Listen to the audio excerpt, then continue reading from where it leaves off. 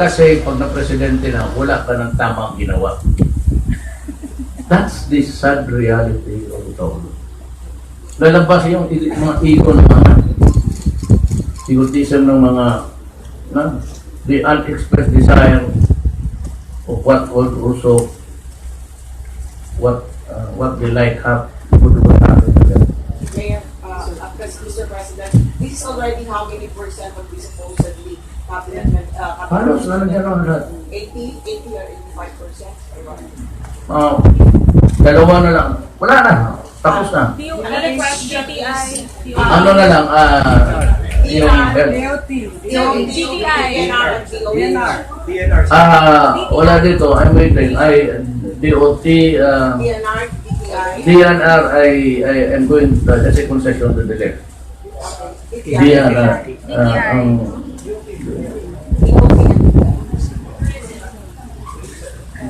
tourism. Wala pa. Meron pa, pero I'm nire-review ko yung ano nila. They have so many recommendations. Yeah, how do we... This is pati yung moro nila. There will be an equal, it's really an inclusive government. So sa health? Sa health, meron ako sana kanina, but I need to talk to the nominee, supposedly.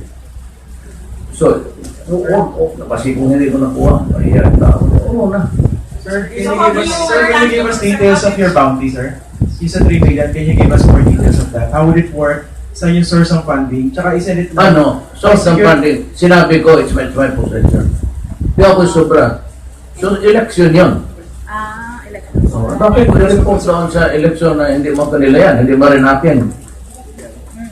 Gasto rin ko. That's pa lang yung buong budget, sir. Kasi Bakit sabi ko 3 million. iuwi ko? Sir, gano'ng kalaking buong pot? Kasi 3 million, di ba? Tsaka isend it pag security forces kayo, you don't have to be rewarded by doing your job.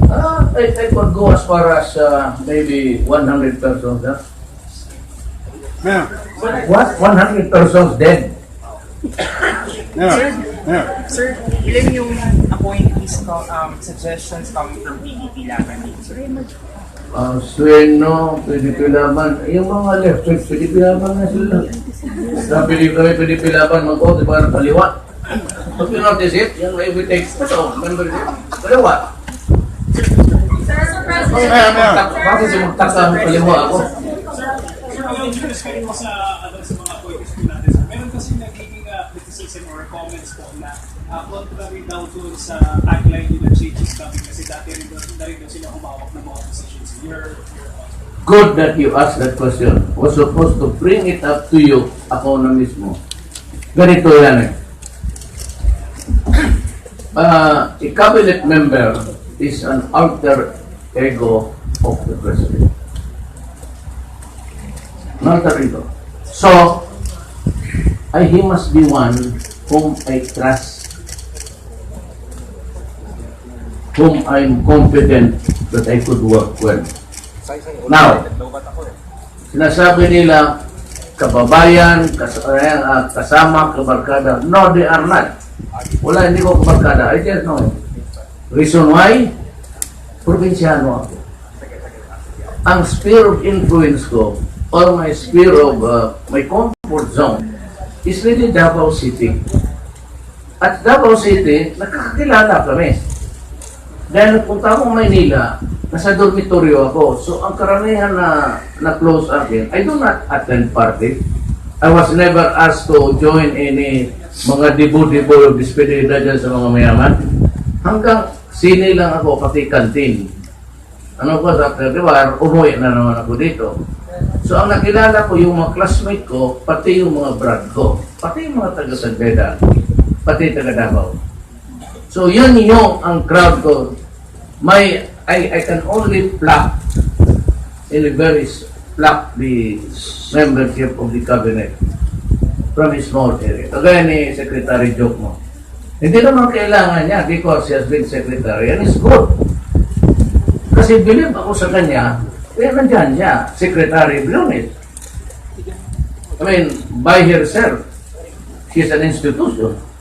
So what do I have to go around picking people na marami? Carlos Dominguez III. He was the PAN president many years ago. Tapos he was the agriculture secretary of he was my classmate hanggang grade 2. Valedictorian niyang perme. Oh, Art to God eh. He's not really my kababayan. He comes from Tubigaraw.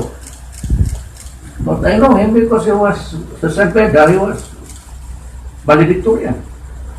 Lahat yan, valedictorian. Ano mo ito si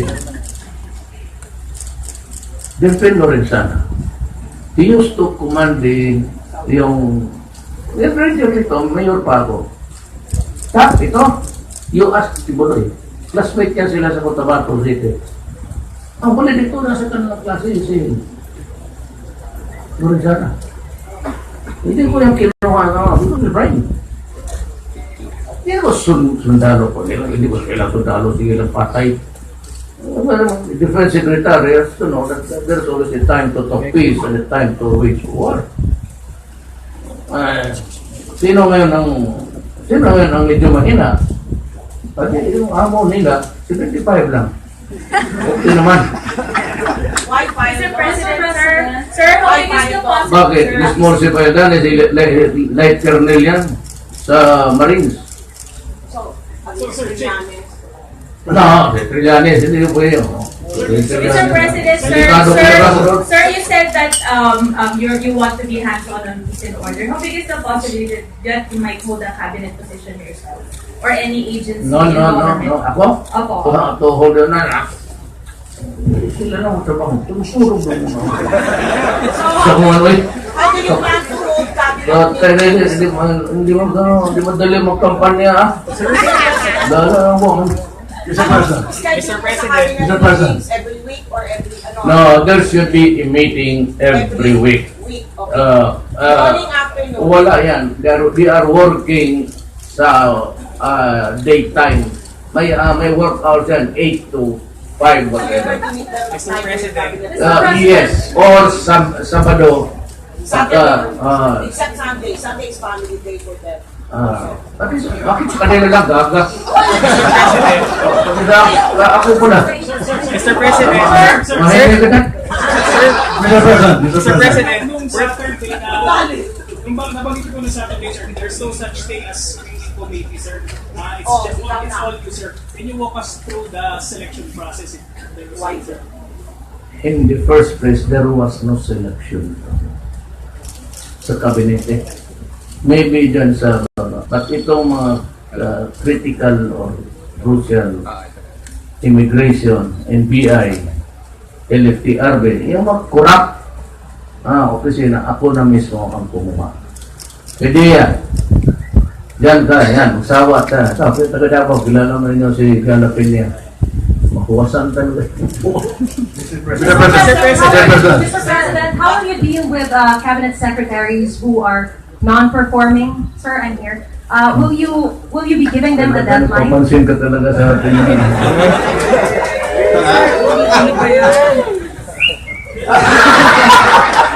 Mr. President. Mr. President. Mr. President. Sir, can I get an answer, please? Malayo ang ating Sir, how are you dealing with cabinet secretaries who are non-performing? Will you be giving them a deadline?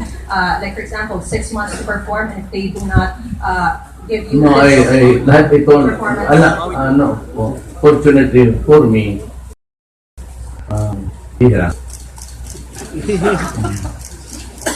yung trabaho na ito, galing na ito sa bakbakan na trabaho. For example, defense. Ito si Lito, laking sundalo to. So, gumaan ng bakbakan niya. Sa kanya, chicken na lang yan. Ayun ngayon, yung sa armed forces, he's the only one. Kaya ako pinauwi ko I requested.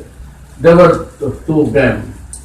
Si Admiral Wong sa Navy, which I courted for several days. Ayaw talaga because ayaw ng pamilya. And naiintindihan ko because alam mo kasi itong mga malayo yan sila sa pamilya nila. When they work outside of Manila. They are either assigned here. So So they seldom get to be really together and bonding. So yung mga anak na naiintindihan ko, lalo yung mga babae, ayaw na talaga yan. Papa, huwag na ako. So kakilala ko yan sila lahat. Mga trabahante talaga to. So, wala nang problema sa non-performing. May ang delikado, over-performing. Mukhang magkasakit. Mr. President, Mr. President, the situation question. we would like to ask you because under the doctrine of political agency, the act of your cabinet is Correct. now. Considering that you have actually done your best to give the Filipino people the best. There is that. Yeah. In my estimation. Yes, so Mr. President, we would like to ask, up to what extent would you hold on in case, because as of now, your cabinet secretaries are still under temporary position, meaning to say if you will now hold your office, these cabinet secretaries need CA operation. Yes. Now, we would like to ask if ever other parties might not want to confirm your cabinet secretaries, how far and how long are you willing to stand for them? Because the Filipino people are very grateful because you have actually the best in terms of integrity, honesty, and quality. But if the other parties, you know, during the past administration, the secretaries, when they would act, the president would immediately disown the acts which actually, because of some reason. It was a bad practice. I'm sure you're very talking. There were a lot of instances in the past. Well, there were things performed by the secretaries. Ang problema dyan was that he understood what was communicated to him, or he left entirely in the hands of the secretaries the things that he wanted to do. Wala nang sans the protocol of letting the president know. Ngayon, having said that, answering your question about the selection, which was to be approved by the Commission on Appointment. Objectan mo, sige na. Mr. Ay, President, hindi pa ako tapos eh. Mr. President, Baka, isa ka pa. Mahilig ka dyan. Mr. Mahimay ka dyan. President, may we know what happened to your talks with the board? Wala, I will not answer you because you are... Mr. President, Kaya sabihin ko sa kanila, bakit? What's wrong with Lorenzana? Oh, what's wrong with Sunny Dominguez? Oh, what's wrong with bakit? Mayroon ba kayo do you know somebody? Oh, gusto ninyo kayo magturo. Di kayo lang. Kayo lang ang presidente. Sige. Wala tayong problema dyan. Ayaw ninyo lahat. O, sige. Mr. President, Or would you rather that they appoint without submitting their names to the commission appointments? Or after they are bypassed, then I reappoint them? Would not that be interesting thing to do? Mr. President, What about PCSO? Yan. Hanap mo, ang PCSO is into illegal, office itself, PSO, is into illegal and legal. Sinabay na nila yan. Pinalusot na nila, gumagala ng gano'n, no?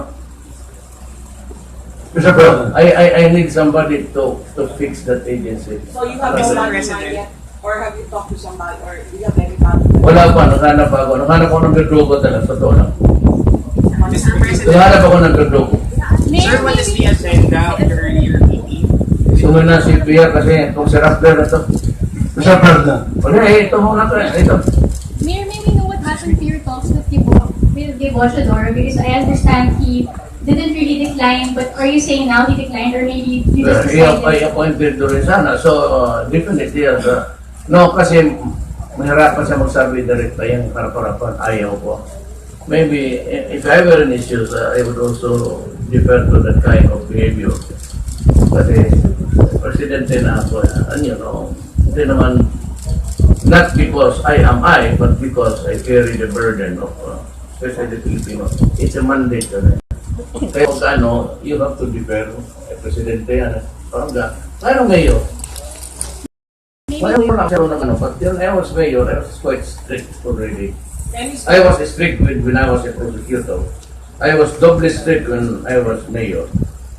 Mr. President, Mr. President. yung agenda, pinag-usapan po kanina sa meeting ninyo with the captains. About what? Just earlier, Wala, guideline lang. Gaya ng ganito, ganyan. But, hindi ako magmukha may tuloy. Manage. Bahala na kayo, gano'n ako. Basta, sagutin mo lang ako kung may sulyaso, bakit nagkaganon. Sir, sa PSG, nagkausap na ba kayo? Nagkasundo na kayo? Paano yung working hours mo? Dito ka ba talaga? Balikan ka ba talaga sa Davao, Manila? Ano po ito dyan sa mga kanya-nyawa na? I can work here as a president. There's no it's specific that I have to work in Manila. I said, ang comfort zone ko is Davao. Maybe, mag-tiis na lang muna ako. Nasabi ko nga, kung ikaw ang just the advice. Kung sino niya gusto mo, presidente. Mr. President, Wala kang makuha. the broadband situation and the traffic situation in Manila, and also the electricity problem here in the Philippines, can that be considered as a state of emergency?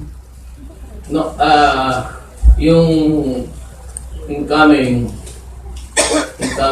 secretary sa DOTC has plans of how to do it because those fastest possible way. It is not time for us to know about it. It's just a proposal. It's quite radical, and maybe I will adopt it.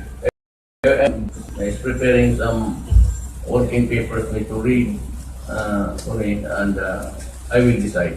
Thank you. But if it's a matter of crisis, there is a crisis. Mayor, on June 30, will you go straight back to Davao after your inauguration, or will you stay in Manila already? Why are you so interested about getting back Mayor. So what's the point? Why? Let me ask you. This, sir, because if you're staying in Manila, is it back to work immediately? Will you immediately get It depends. It depends on there are problems which I have to attend to personally sa Manila, or the problem can be brought to Davao by LBC. Yung madala ko na I can solve, I can study the matter here, review the documents and papers, then whether or not I can solve the problem by just using the smart or low. Sir, is he serving any cabinet position for the Vice President like Any NAPSI? seeing you here? But we have the BIR, Atty. Dulay. Ayaw ko si Atty. Dulay, trabaho na niya.